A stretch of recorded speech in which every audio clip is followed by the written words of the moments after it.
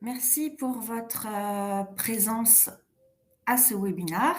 Pourriez-vous me confirmer dans la cellule de chat que vous m'entendez bien? Ah super. Donc je vois que plusieurs d'entre vous m'ont répondu. Très bien, bah super, merci beaucoup. Alors, on va donc démarrer ce webinaire DRH dirigeant, comment aider les collaborateurs de l'entreprise à renforcer leur confiance en eux. Un premier chiffre, hein, pour se mettre dans l'ambiance, 39 des personnes déclarent manquer de confiance en elles d'après une étude menée en 2018 par l'IFOP en collaboration avec la Fondation Jean Jaurès. Ce qui fait que, c'est quand même, un chiffre assez, éloquent et qui justifie, le fait que, nous prenions, le temps d'étudier cette question. Alors mon objectif aujourd'hui va être de partager donc avec vous les vrais enjeux de la confiance en soi des collaborateurs pour l'organisation, hem et des clés et solutions pour la renforcer et ainsi les aider à se sentir pleinement légitimes dans leurs fonctions, à prendre du recul et garder leur calme lors de tensions, à exprimer spontanément leurs opinions et s'affirmer avec clarté et aplomb. Et enfin, à manager les personnalités difficiles avec aisance et assurance. Et non, c'était pas et enfin, j'ai un dernier point, faire face au changement avec confiance et efficacité. Donc voilà mes objectifs. Le programme de ce webinaire est le suivant. On verra dans un premier temps quels sont les vrais enjeux de la confiance en soi des salariés pour l'organisation. On verra comment repérer un problème de confiance en soi chez un salarié et lui apporter une aide efficace. Je développerai 4 clés que vous pourrez acquérir donc dès aujourd'hui pour contribuer au renforcement de la confiance en soi des collaborateurs de l'entreprise. Dans un quatrième temps, pour ceux que cela intéresse, je vous présenterai une offre que je me permets de qualifier de vraiment très exceptionnelle. Et enfin, une dernière partie, je prendrai le temps de répondre à vos questions. Voilà pour ce programme. Une précision maintenant pour remercier celles et ceux qui resteront donc avec moi jusqu'à la fin de ce webinaire. Eh bien, pour vous remercier, je vous proposerai de vous envoyer par mail cette présentation, hein, donc la présentation que je vais donc dérouler devant vous aujourd'hui. Et pour la recevoir, il vous suffira de m'indiquer à la toute fin du webinaire votre adresse email dans la cellule de chat. Alors, je vous propose de prendre quelques petites secondes supplémentaires pour vous mettre au calme, pour couper toute source de distraction, éventuellement fermer la porte de votre bureau, prendre de quoi prendre des notes parce que c'est un webinaire que j'ai conçu. Je souhaite qu'il soit riche et du coup, je vais parler relativement vite et je vais vous transmettre pas mal de notions. Alors, je vois que certains d'entre vous m'adressent déjà leur adresse mail. J'ai peut-être pas été suffisamment claire, mais je vous inviterai à m'indiquer votre adresse email à la toute fin du webinaire. Voilà, donc ça sera à ce moment-là, je récupérerai les adresses email des personnes qui me l'auront communiqué à la toute fin du webinaire. Alors, je vais commencer par me présenter. Eh bien, écoutez, je vous dirais que depuis la création de mon cabinet en 2007, donc il y a bientôt 16 ans maintenant, j'accompagne managers et dirigeants avec pragmatisme, justesse, humour et cœur. Alors, je m'appelle Stéphanie, ça vous le savez déjà. Je suis maman, je suis mariée, je suis psy de formation initiale et je suis une ancienne RH. Alors, tout comme vous, bah, j'ai connu l'espoir, le doute et la peur, l'abattement et la joie. Et puis, tout comme vous, j'ai choisi d'apprendre et d'avancer. La vie est une aventure qui est parsemée de défis, parfois stimulants et parfois éprouvants. Et j'ai compris que la problématique de confiance en soi est sous-jacente à presque toutes les autres problématiques personnelles et relationnelles. Alors mon moteur est, d'apporter les clés permettant de prendre confiance en soi, en son avenir et en sa capacité à y faire face pour le respect de soi, dans le respect de l'autre. Aussi, j'ai créé en 2010 le programme, Envol. Envol, c'est l'acronyme de être naturel, vrai, ouvert et libre. Donc c'est un programme pour, développer la confiance en soi et son affirmation personnelle, donc que j'ai créé en 2010 et en 2011, j'ai créé le programme Éveil. Éveil, c'est l'acronyme de entreprenant, visionnaire, enthousiaste, intègre et libre. Et ce programme-ci est dédié au développement du leadership et du charisme. La confiance en soi, si vous voulez, des collaborateurs de l'entreprise, c'est un véritable pilier de son capital humain. C'est vraiment une colonne vertébrale dans l'organisation. Et c'est une variable qui va impacter très fortement l'agilité de l'organisation, sa résilience, son intelligence collective et de fait sa performance globale.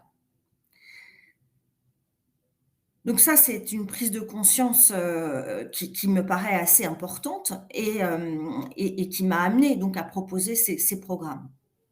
Et puis, ces 20 dernières années, j'ai également accompagné des personnes en souffrance du fait de personnalités difficiles et j'ai été vraiment marquée par leur désarroi. J'ai donc décidé d'interviewer près de 90 DRH et dirigeants et puis de mener des recherches pour identifier les clés permettant de nous protéger et faire face aux attitudes négatives, comprendre les personnalités difficiles et définir des stratégies de communication adaptées pour des relations humaines efficaces et professionnelles.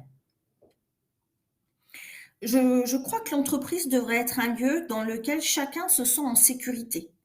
Et je crois que ça engage chaque salarié à prendre la pleine responsabilité de sa sécurité et à poser ses limites, et les leaders à établir un cadre protecteur en prenant leur rôle de gardien du temple avec solennité et en l'assurant avec courage.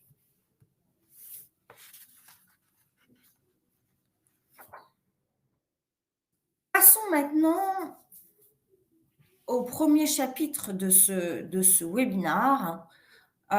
Quels sont les véritables enjeux de la confiance en soi des salariés pour l'organisation?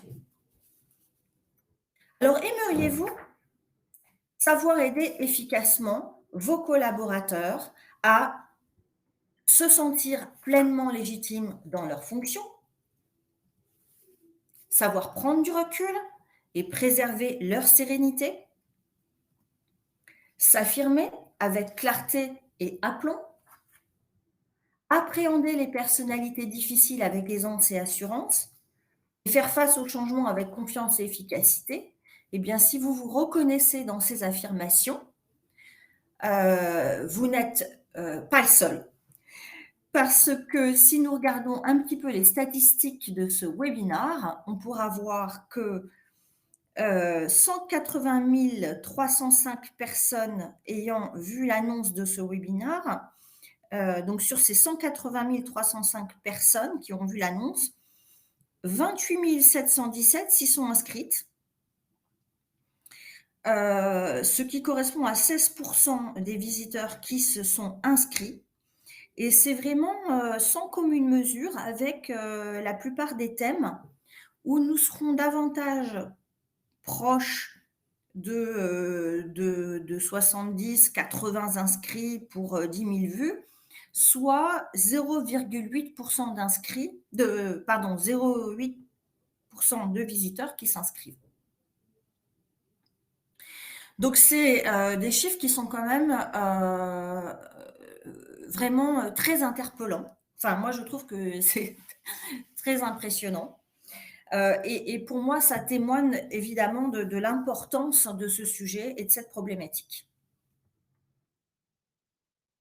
En effet, en effet, hem, c'est une problématique, heu, enfin, d'envergure, hein, parce qu'il y a de très nombreuses situations qui peuvent mettre à mal la confiance en soi, des collaborateurs de l'organisation. Et ce, quel que soit l'âge ou le statut des collaborateurs, hein, contrairement à certaines idées reçues. Des situations comme la prise de nouvelles responsabilités, de mauvaises relations avec son manager ou avec ses collaborateurs, des difficultés diverses, hein, peuvent, vraiment abîmer, l'estime de soi et la confiance en soi des personnes.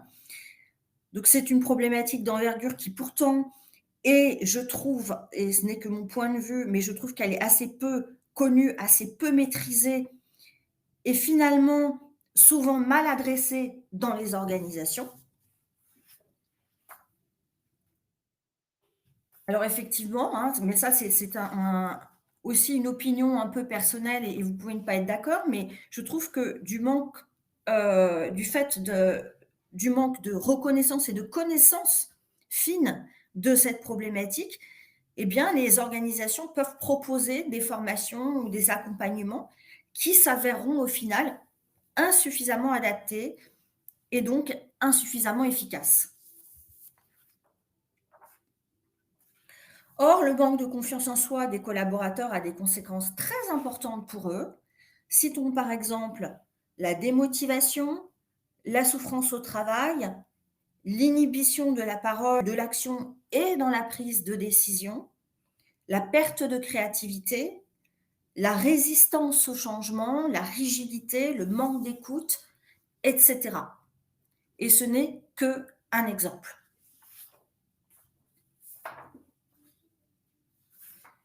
Alors, il y a une personne qui me dit, c'est Marie qui me dit qu'il n'y a plus de son. Est-ce que les autres, vous avez toujours du son, s'il vous plaît?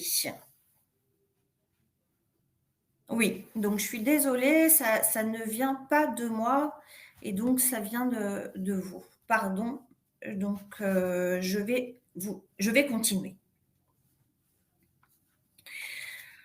Donc je vous décrivais tous les quelques risques, quelques impacts, hein, du manque de confiance en soi d'un collaborateur, sur son comportement. Et il y a également des risques qui sont tout à fait réels et tangibles pour l'organisation tout entière. Par exemple, des prises de position mal assurées d'un manager peuvent altérer l'implication et l'engagement des collaborateurs, hein. Et puis un manager qui manque de confiance en lui manquera forcément d'authenticité dans ses relations avec ses collaborateurs. Et un manager qui est peu authentique va générer des relations peu authentiques qui vont être source d'incompréhension, de perte de confiance mutuelle, voire de conflit. Donc, par conséquent, la coopération et la production s'en trouvent appauvries. Alors que, alors que vous pouvez aider vos collaborateurs à se libérer de leurs freins internes, des défenses de leur ego comme l'orgueil, la susceptibilité, le repli sur soi, l'agressivité. Vous pouvez les aider à se libérer de leurs préoccupations, du regard des autres, de leur peur, pardon. Vous pouvez les aider à installer un profond sentiment de sécurité intérieure, d'autonomie et de puissance, avec la fierté de tracer leur propre route et l'ambition d'être heureux. Vous pouvez les aider à inspirer confiance et asseoir leur légitimité à gagner en recul, sérénité et self-control, à exprimer naturellement leurs opinions, à s'affirmer avec clarté, aplomb et impact, à manager les personnalités difficiles avec aisance et assurance, à prendre la parole avec éloquence et emporter l'adhésion, et à faire face au changement avec confiance et efficacité.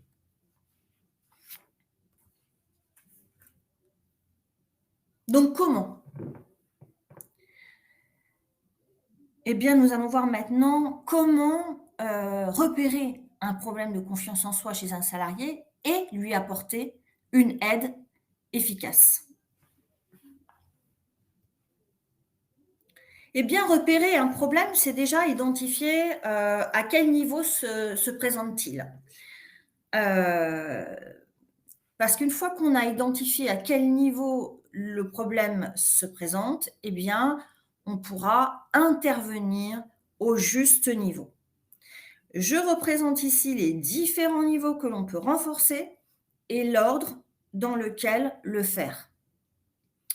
Alors, je vais vous décrire chacun de ces niveaux. La conscience de soi, c'est la connaissance et la compréhension de sa propre personnalité, de ses réactions au stress, de ses motivations et de ses aptitudes. L'estime de soi, c'est la valeur que l'on s'accorde. Et vous serez d'accord avec moi qu'on ne peut pas estimer un inconnu.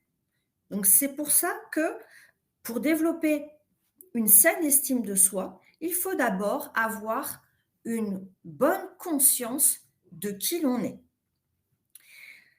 La confiance en soi, c'est le sentiment de se sentir capable, le sentiment que l'on peut compter sur soi pour faire face. Et une fois de plus, on ne va pas accorder sa confiance à quelqu'un pour lequel on n'a pas d'estime. Je ne vais pas développer le leadership et le charisme aujourd'hui, hein, ça fait l'objet d'un autre webinaire. Mais quand même, pour vous donner ma définition, très rapidement, je dirais que le leadership, c'est la capacité à donner envie aux autres de vous suivre et de se dépasser. Et le charisme, c'est la capacité à capter l'attention, inspirer, voire fasciner. Mais aujourd'hui, on se concentre plutôt sur les niveaux 1, 2, 3 et 4. Alors, quelques repères, quelques indications pour repérer ce problème chez une personne. Lorsque l'on manque de conscience de soi, tout simplement, on a du mal à répondre aux questions suivantes. Qu'est-ce qui est réellement important pour vous dans la vie? Que voulez-vous vraiment? Quel type de personnes aimez-vous fréquenter? Ce ne sont que quelques exemples qui sont là pour vous donner des pistes. Lorsque une personne manque d'estime d'elle-même, eh bien, elle va se critiquer souvent. Elle va dire qu'elle ne se sent pas à sa place, comme un enfant parmi des grandes personnes. Elle va dire qu'elle se sent mal à l'aise lorsqu'elle reçoit des compliments. Et même elle peut douter de la sincérité de ceux qui les formulent. Cette personne se sent comme en insécurité et on la sent presque sur le qui-vive. Elle a de toute évidence peur du regard des autres. Lorsque on manque de confiance en soi, eh bien souvent on n'ose pas. Les gens vont dire j'ose pas dire ceci, j'ose pas dire cela, j'ose pas m'exprimer. On ressent finalement de la peur, de la gêne, on doute de ses propres décisions, on minimise ses succès. On ne se croit pas capable de faire ceci, de faire cela, quand bien même on l'aurait déjà fait et on l'aurait déjà fait de façon satisfaisante par le passé.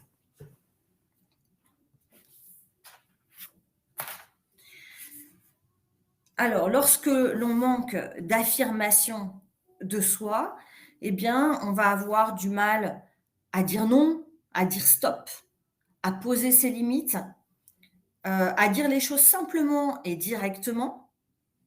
Alors, on va s'exprimer plutôt maladroitement, hein. Parfois, on va se réduire, pour éviter le conflit, on se justifie plutôt que de s'expliquer. Parfois, on tape du poing, on explose après avoir trop pris sur soi. Parfois, on évite les sujets qui fâchent, on noie le poisson, ce qui génère encore davantage d'incompréhension. Ah, pardon, j'avais pas passé au slide suivant. Donc là, je vous rappelle ce que je viens de vous dire. On se réduit, on se justifie plutôt de s'expliquer, on explose parfois, ou alors on peut aussi éviter les sujets qui fâchent.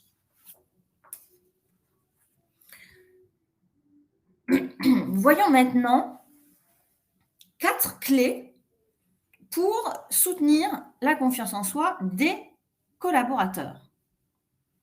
Alors, j'ai une question d'Alex qui me dit: «Qu'en est-il du bégaiement? Est-ce aussi une source de perte de confiance en soi?» Heu, oui, bien sûr, hein, tout ce qui est, perçu comme un handicap, est source de perte de confiance en soi. Alors, première clé que je vais partager avec vous, formuler des feedbacks bienveillants et constructifs. Là, on va parler des feedbacks que vous faites aux candidats internes qui ne sont pas retenus pour un poste. Ça, c'est dans la vie d'un RH, c'est quand même quelque chose de très banal, de très quotidien, je dirais même. Alors, voilà ce que je vous recommande. C'est déjà de commencer par féliciter la démarche, de candidater en interne, qui est une démarche qui est quand même assez, audacieuse, courageuse, où on s'expose. Ensuite, ce que je vous recommande, c'est de limiter à 2 maximum les axes d'amélioration que vous allez, développer, d'être sur une argumentation extrêmement factuelle et précise, qui indique ce qui est attendu et non ce qui ne va pas, en termes de comportement et non en termes d'identité, hein. C'est-à-dire que plutôt que de caractériser la personne, vous êtes trop comme ceci, vous devriez être moins comme cela, il va falloir lui indiquer ce qui est attendu en termes de comportement ou en termes d'action ou de livrable, factuellement et de façon contextualisée, hein. Donc, par exemple, dans cette situation, nous attendons tel ou tel comportement. Vous pouvez partager un point de vue, sur une situation, mais ce qui va être important, c'est de ne pas, juger la personne, de ne pas chercher à la raisonner. Si vous voulez, lorsqu'on fait un feedback, on a tendance à être focalisé sur la personne et sur ce qui manque à la personne. Or, il ne manque rien dans l'absolu à la personne. Le problème ne réside pas dans la personne. Le problème réside dans l'écart entre le profil de cette personne-là, son profil de compétence, éventuellement de personnalité ou de motivation, et le profil recherché. Donc le problème, il est bien dans cet écart-là. Il n'est pas chez la personne. Et donc ça, c'est très important d'avoir ça en tête pour, plutôt que de décrire la personne, décrire ce que nous, on recherche et qui ne correspond pas à ce que nous avons trouvé dans cette candidature. Et puis, on peut terminer par valoriser d'autres atouts de la personne qu'on a perçus. Alors, je donne tout de suite un exemple. Je vais vous donner un exemple sur le feedback. Lorsqu'on fait un feedback sur le manque de leadership d'un candidat pour évoluer manager, hein. C'est une situation que beaucoup d'entre vous à rencontrer. Donc, ça peut être, par exemple, ce n'est qu'une proposition naturellement, je tiens à vous féliciter. Envisager un changement de métier est une démarche courageuse. Maintenant, on préfère le maintenant que le mais. Maintenant, pour un poste de manager, nous recherchons des collaborateurs qui s'affirment très aisément et qui expriment clairement leur motivation pour le développement des hommes. Sous-entendu, c'est pas ce que nous avons trouvé au cours de l'entretien. Et ça, la personne va très bien le comprendre. Troisième point, vous avez un vrai talent pour l'organisation et vous êtes reconnu pour votre esprit collaboratif, recherchons un poste plus en lien avec votre potentiel. Voilà, c'est une proposition qui est beaucoup plus protectrice pour la personne et puis qui lui donne aussi des billes, hein, des informations concrètes pour éventuellement réfléchir, hein, à sa propre adéquation à cette fonction-là, plutôt que de la laisser démunie et sans solution.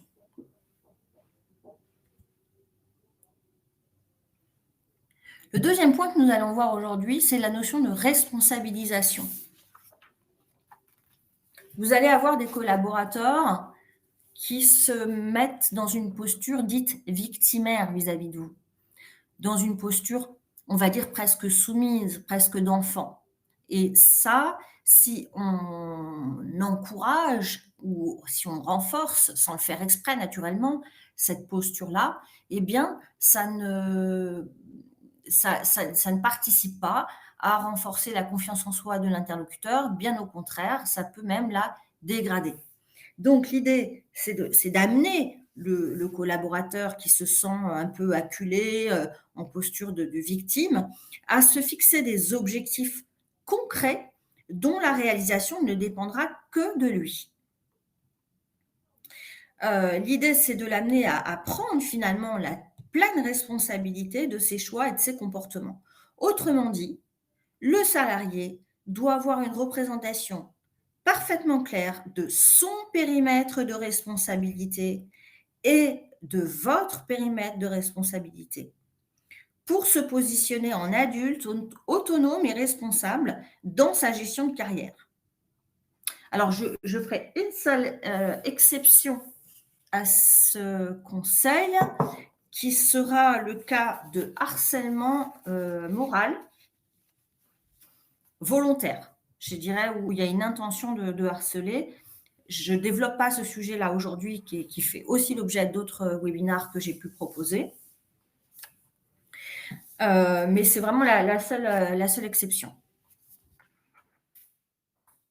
Alors, voyons un exemple. Eh bien, un exemple pourrait être suite à un entretien de gestion de carrière où il était question d'aider la personne à clarifier son projet professionnel, de co-construire avec elle, hein, d'élaborer avec elle un plan d'action dont la réalisation sera sous le contrôle du collaborateur. Voilà, vous pouvez donner les contacts, les numéros de téléphone, définir ensemble les étapes, mais plus la personne pourra dérouler son plan d'action avec autonomie, plus ça va la responsabiliser et ça va participer à sa confiance en soi.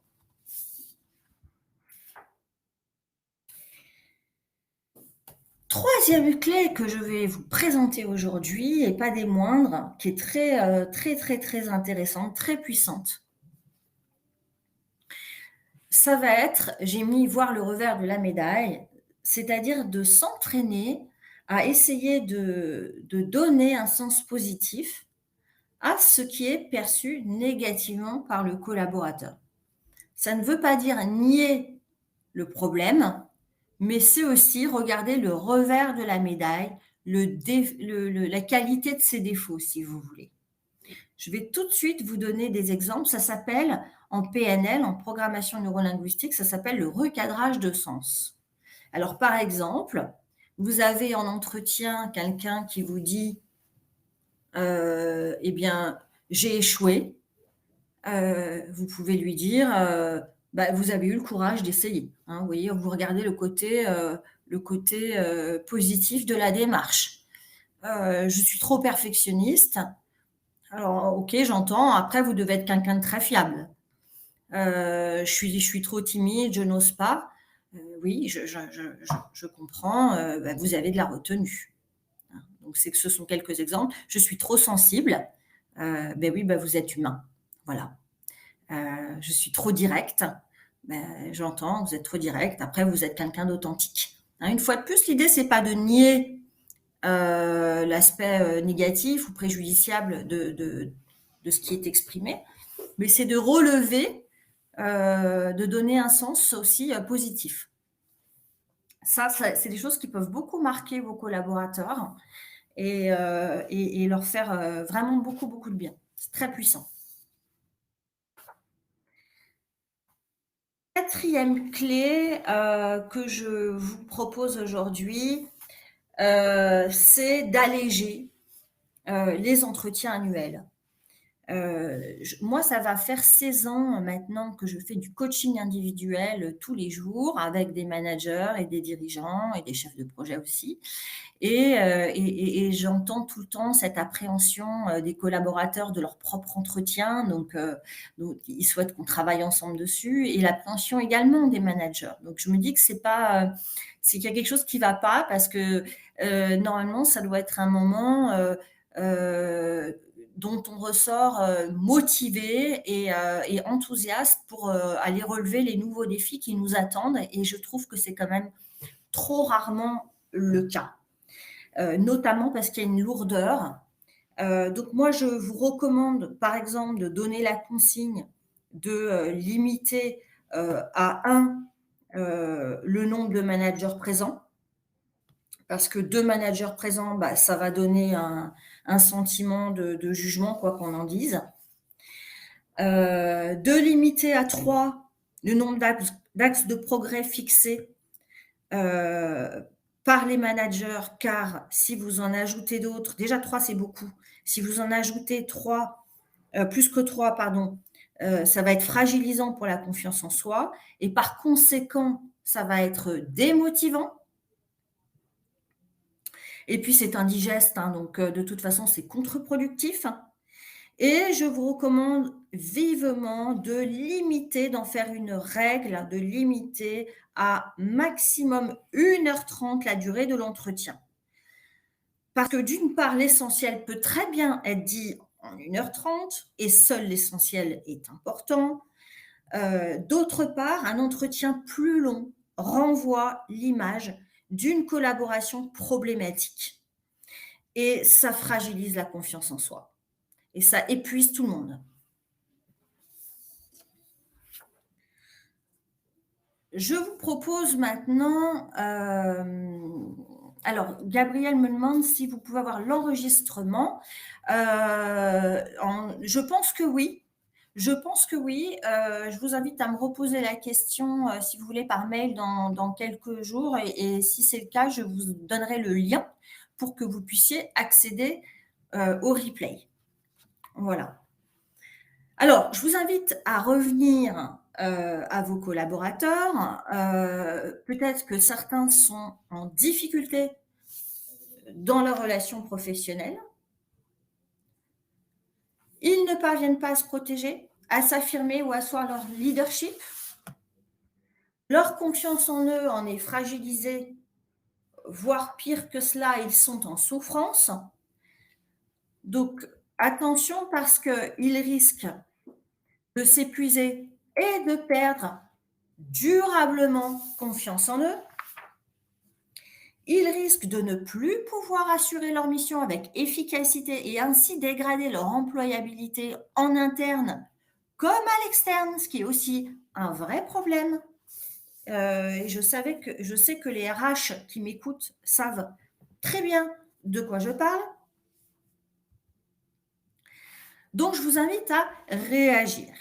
Hein. Puis vous savez, souvent dans l'organisation et de plus en plus d'ailleurs, on a une vision peut-être un peu court terme et on se focalise trop, c'est mon point de vue en tout cas, on se focalise trop sur le coût financier d'un accompagnement, mais il serait également très intéressant d'évaluer le coût financier de ne rien faire. Alors, maintenant, pour ceux que ça intéresse et avant la séquence questions-réponses, je vais vous présenter une offre que je considère comme vraiment exceptionnelle. Et vous me direz si vous partagez mon point de vue une fois que je vous l'aurai présenté.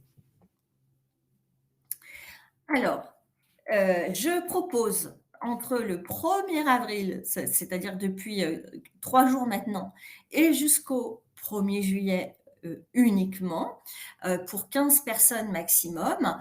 Le programme de coaching individuel en vol dans les conditions suivantes. Alors, je rappelle qu'il s'agit d'un programme de coaching en 12 étapes, donc 12 étapes qui sont réparties sur 12 séances d'1h30, elles-mêmes réparties tous les 15 jours, c'est-à-dire que l'accompagnement dure 6 à 7 mois.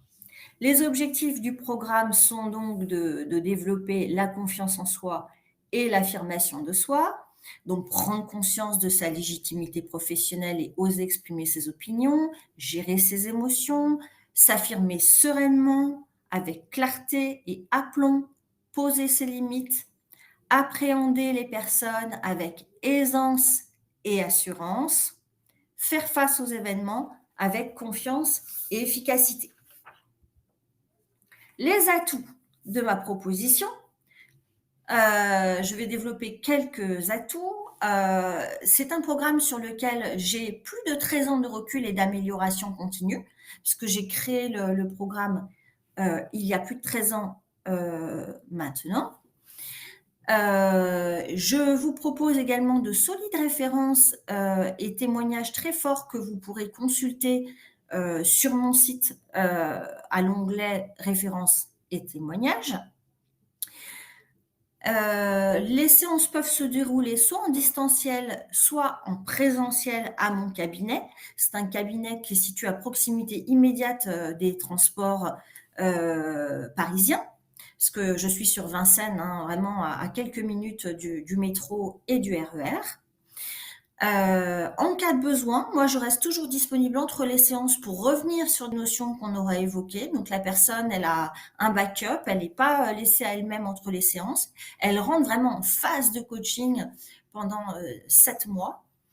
Je transmets tout le programme avec des supports pédagogiques au fur et à mesure aux bénéficiaires, ce qui lui permet de continuer à alimenter le cercle vertueux de sa confiance en soi et de son affirmation de soi.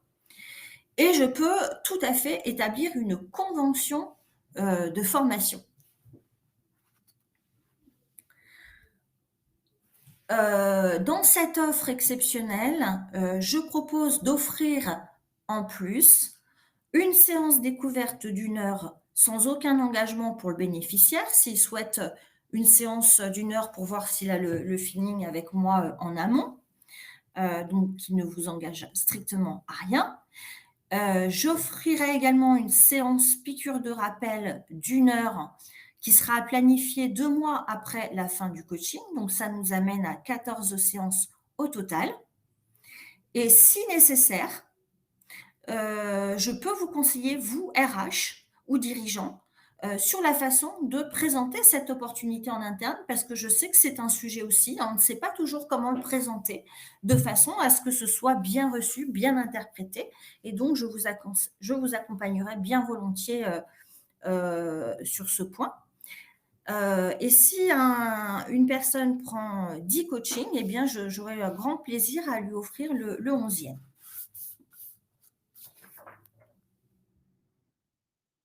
Alors, le tarif, qui est aussi très bas par rapport à mes honoraires habituels, l'idée, c'est de te demander un premier règlement de 2 250 € au démarrage.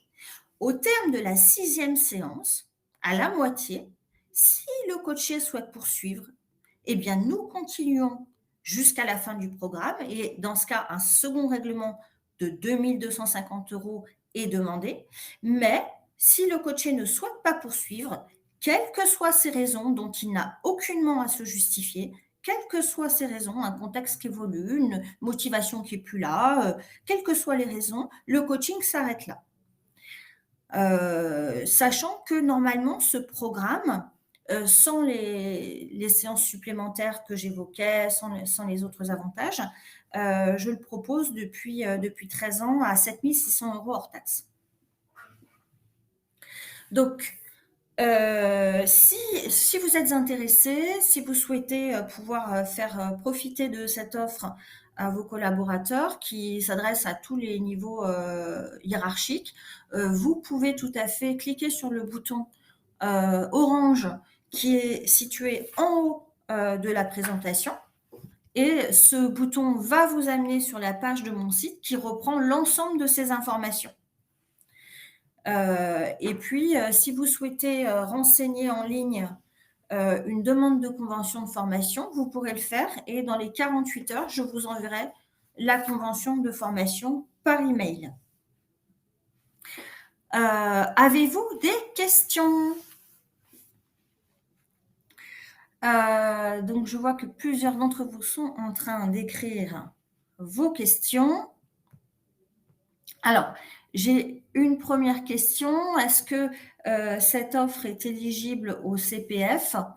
Alors comme il s'agit, de coaching, malheureusement, ça ne peut pas être éligible au CPF.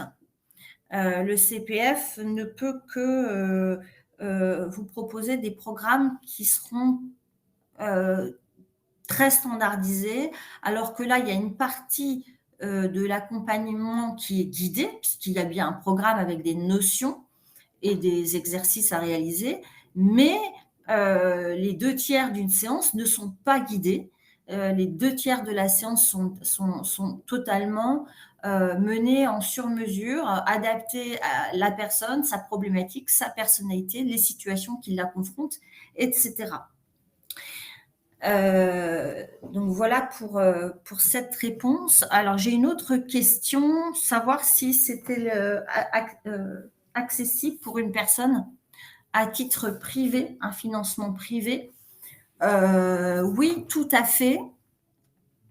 Alors ça sera pas, ça sera le même programme en 12 étapes d'1 h 30 avec des séances planifiées tous les 15 jours.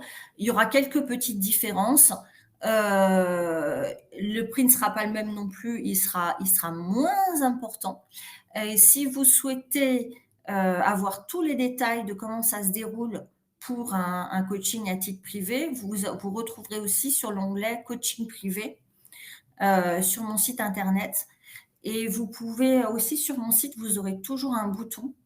Sur ce bouton, il y a marqué prendre rendez-vous et vous pouvez tout à fait convenir d'un rendez-vous avec moi d'une demi-heure pour que je puisse répondre à toutes vos questions, que vous soyez un RH, une entreprise ou un particulier. Si vous avez des questions par rapport à mon offre, je me ferai naturellement un plaisir d'y répondre. Voilà, donc j'ai une question sur la prise de parole en public. Alors, comment faire la prise de parole devant un public? Eh ben, j'aurais tellement de choses à vous dire, Zineb, mais vous savez, on peut travailler sur plein de choses. On peut travailler sur une présentation qui marque les esprits. On peut travailler sur le charisme, la prestance. On peut travailler sur la gestion des émotions. On peut travailler sur la structure du discours. Donc, il y a tellement de choses sur lesquelles on peut travailler ensemble. Quand quelqu'un vient me voir lorsqu'il souhaite améliorer sa prise de parole en public, je vais déjà un peu diagnostiquer ce qu'il faudra améliorer, parce que tout n'est pas forcément à améliorer, et pour pouvoir lui proposer un accompagnement vraiment sur mesure. Mais tout ce travail, pour vous répondre, tout ce travail, et tout se travaille bien, si toutefois on fait l'effort de le faire, puisque effectivement, hein, un coaching, ça implique un certain nombre d'exercices à faire chez soi. Voilà, hein, ce n'est pas un coup de baguette magique, mais avec du travail, on peut tout à fait progresser de façon considérable dans la prise de parole en public. Voilà. Avez-vous d'autres questions auxquelles je me ferai un grand plaisir de répondre, même si on arrive bientôt au terme des 45 minutes de ce webinaire? Alors, hop, je regarde, tac, tac, tac. Ben non, je crois on a fait le tour. Très bien. Mais écoutez, j'espère que j'espère m'être exprimée je suis au Maroc, je souhaite faire un coaching. Bah, regardez, vous avez toutes les informations sur mon site et puis sinon vous me réservez un rendez-vous et je vous appelle. Et voilà.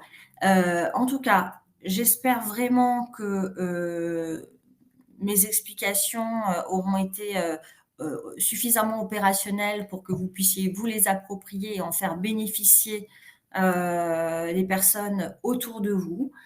En tout cas, merci pour votre présence jusqu'à la fin de ce webinaire. Vous êtes encore très, très, très nombreux. Euh, Si vous souhaitez que je vous envoie le diaporama, c'est maintenant qu'il faut m'indiquer votre adresse email dans la cellule de chat. Voilà, je vois que beaucoup d'entre vous sont en train de m'indiquer leur adresse mail. Alors, j'avais une question qui vient de passer. Donc, pendant que vous notez vos adresses mail, je vais répondre à cette question. La question, c'était: est-ce que j'offre une séance exploratoire dans le cadre d'une prise en charge à titre privé? Pas réellement une séance exploratoire. Je peux répondre à vos questions, mais ensuite, je propose une première étape qui dure environ 1h30 pour vraiment que je puisse étudier de façon approfondie qui vous êtes, votre situation, votre historique, vos attentes, votre motivation, votre état émotionnel, etc.